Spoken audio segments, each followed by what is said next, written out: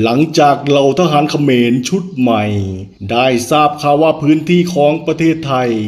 มีทองคำถูกฝังไว้รอบปราสาทมากมายพวกเขาไม่รอช้ารีบตัดลวดหนามข้ามมายังฝั่งไทยทันทีพวกเขาไม่รอช้าเริ่มตัดต้นไม้ทำลายป่าทันทีพวกเขาไม่รอช้า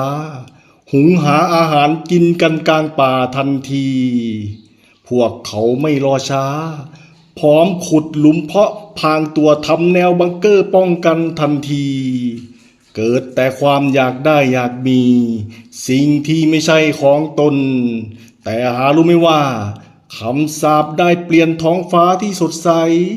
กลายเป็นพายุที่มืดมนเทกระหน่ำลงมาอย่างรุนแรงแรงขึ้นแรงขึ้นจนเพิงพักอาศัยพังทลายลงทันทีพวกเขาต้องนอนท่ามกลางสายฝนที่โหมกระหน่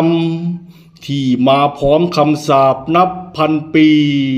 พวกเจ้าจะติดห่วงคำสาปนานนับพันปี